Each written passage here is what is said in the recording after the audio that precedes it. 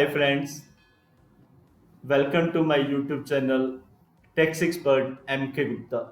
Friends, आज के इस वीडियो में हम आपके लिए लेकर आए हैं एक बहुत ही इम्पोर्टेंट टॉपिक जो आज का बना हुआ है एम्प्लॉयज़ के लिए भी और एम्प्लॉयज़ के लिए भी।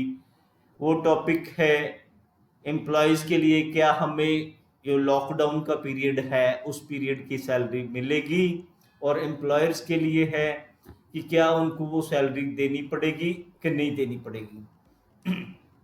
जी, पूरा टॉपिक समझने के लिए फ्रेंड्स आप बने रहिए हमारे साथ इस वीडियो के एंड तक। और फ्रेंड्स, इसको टॉपिक को अच्छी तरह से समझने के लिए इस केस को क्वेश्चंस को हमें थोड़ा सा इसकी हिस्ट्री जानना ज़रूरी है। फ्रेंड्स, ये जो हमारा बेसिकली लॉकडाउन इंडिया में स्टार्ट हुआ ड्यू टू कोविड-19, ये 24 मार्च से शुरू हुआ, जिसके कारण सारी कमर्शियल इस्टेब्लिशमेंट्स वगैरह बंद हो गई थी। और उसके परजुएंस में 29 मार्च को मिनिस्ट्री ऑफ होम अफेयर्स ने एक ऑर्डर इशू करा। हमने ऑर्डर भी हम आपके रेफरेंस के लिए शो कर रहे हैं। ये ऑर्डर्स है कि जो सभी एम्प्लॉयर्स है, ये पॉइंट नंबर 3 में है कि जो कमर्शियल इस्टेब्लिशमेंट्स हैं, शॉप्स हैं, इंडस्ट्रीज हैं, फैक्ट्रीज हैं, उन्होंने ड्यू डेट को अपने वर्कर्स को अपने जो है बेजस पे करने हैं लॉकडाउन के पीरियड के।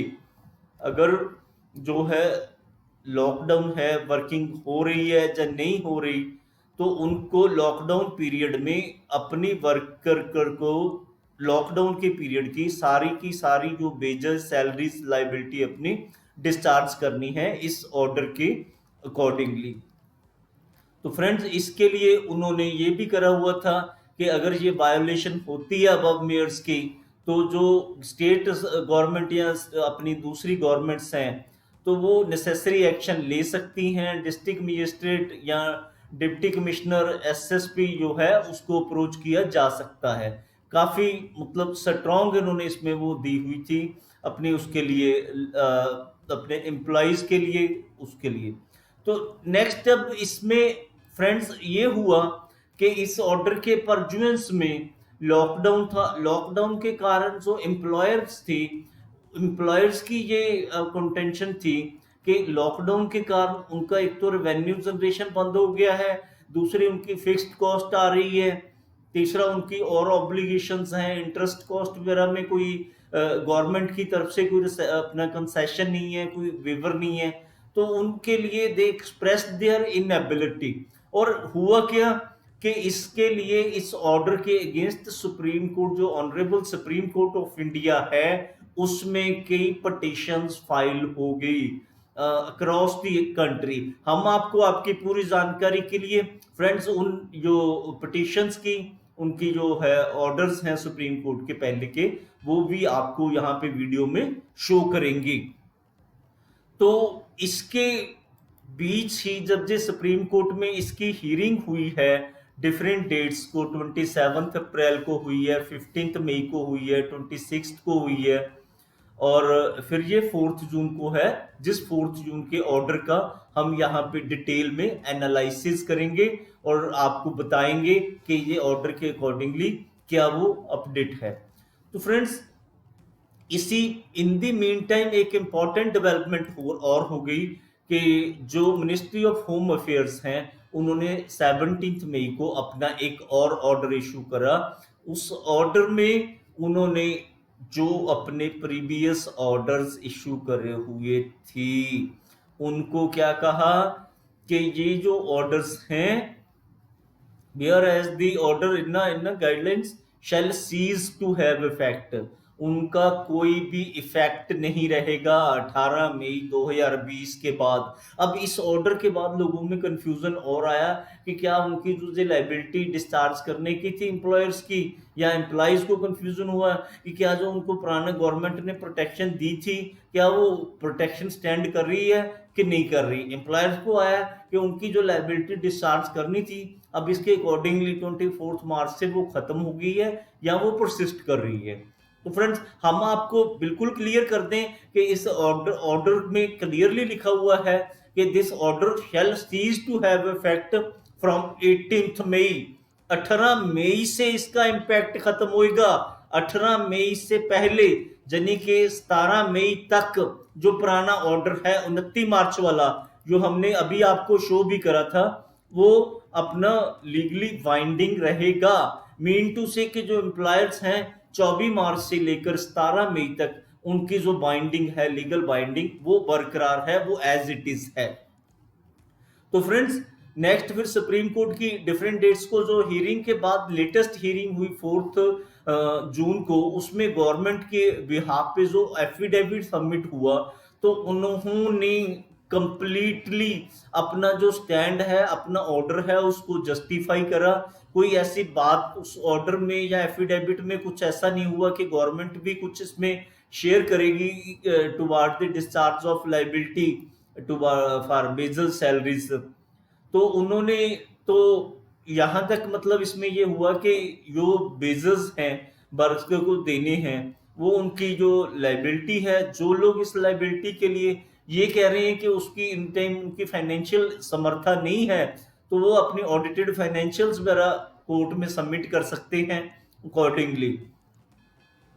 तो दूसरा उन्होंने ये भी कहा कि जो गवर्नमेंट के ऑर्डर हैं ये काफी एनालाइज करके सिचुएशन को दिए गए हैं, और सारी जो प्रोविजंस हैं डिजास्टर मैनेजमेंट एक्ट की, उसके इन कन्फर्मिटी विद दैट हैं, और किसी भी प्रोविजन को अल्ट्रा वायर नहीं कर रहे। इसके बाद उन्होंने जो है कि जो मेयर्स को जस्टिफाई करा कि ये ऑर्डर है कि फाइनेंशियल जो क्राइसिस आने वाली थी, एक फियर क्रिएट होने वाला था सोसाइटी में, उसको बचाने के लिए इन्होंने ये ऑर्डर दिया। और उन्होंने ये भी कहा कि जो स्टेट है उसका एक लेजिटिमेट इंटरेस्ट था कि इससे जो ऑर्डर्स हैं वो इश्यू हों, और इसके अकॉर्डिंगली जो है जो कंट्री है वो इसके कोविड से फाइट कर सके। Supreme court was also agreed on this point कि जो वर्कर्स हैं उनको वेजेस मिलने ही चाहिए, बट साथ में उनका ये था कि एम्प्लॉयर जो अगर उनकी कैपेसिटी फाइनेंशियल समर्था नहीं है पे करने की, तो उस केस में क्या करना चाहिए, क्या उस एम्प्लॉयर को प्रोसिक्यूट करना चाहिए। नेक्स्ट क्वेश्चन सुप्रीम कोर्ट का ये था कि अगर जो सेंट्रल गवर्नमेंट है, क्या वाकई उसमें ऐसी पावर्स वेस्टेड हैं कि वो उन लोगों को, एम्प्लॉयर्स को ऑर्डर दे सकती है कि अगर वर्क नहीं भी हुआ कहीं पे तो भी उनको वेजेस देने ही पड़ेंगे।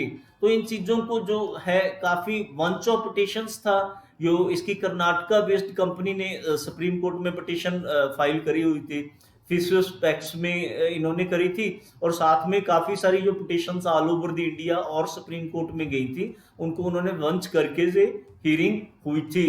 ये बेसिकली जो है 29 मार्च का ऑर्डर है उसके परजुएंस में हुई थी। फ्रेंड्स अभी हम आपको शो करेंगे जो सुप्रीम कोर्ट का 4 जून का ऑर्डर है। ये देखिए मेन जो आपकी पार्टी है पिटिशनर और जो अपील्स बंच हुई हैं, इसमें सारा उसमें क्लियरली लिखा गया है। अब इंटरिम रिलीफ यही है कि जब तक जो फाइनल ऑर्डर है उसकी डेट फिक्स हुई है 12 जून, लिस्ट फॉर ऑर्डर्स ऑन 12 जून 2020। ये ऑर्डर है फ्रेंड्स आपके रेफरेंस के लिए।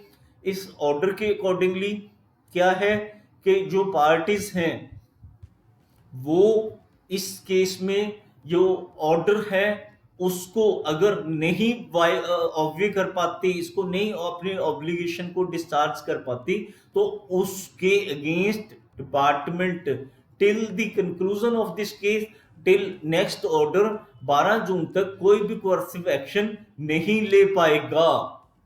तो ये फाइनल फ्रेंड्स हमारे हैं। अगर आपके कोई फ्रेंड्स इसके रिलेटेड कोई फर्दर क्वेरीज हैं, आप हमारे जो YouTube का चैनल में वीडियो है जी उसके कमेंट बॉक्स में मेंशन कर सकते हैं। हम आपकी क्वेरीज का इंस्टेंट बेसिस पे रिप्लाई करेंगे। और फ्रेंड्स अगर आपका कोई फीडबैक है, अगर कोई आपके सुझाव हैं, तो आप हमारे वीडियो के कमेंट बॉक्स में मेंशन कर सकते हैं। हम इसी तरह लेकर आते रहेंगे आपके लिए latest legal updates instant basis पर। अगर आपको अच्छा लगा फ्रेंड्स तो प्लीज आप सब्सक्राइब कीजिए हमारा YouTube channel tax expert MK Gupta, और लाइक कीजिए फ्रेंड्स, अपने फ्रेंड्स के साथ भी शेयर कीजिए अपने सोशल मीडिया पर, सो दैट हमने जो इतनी एफर्ट्स करके रिसर्च करके ये वीडियो प्रिपेयर करा है, हमें भी मोटिवेशन मिल सके। Thank you friends.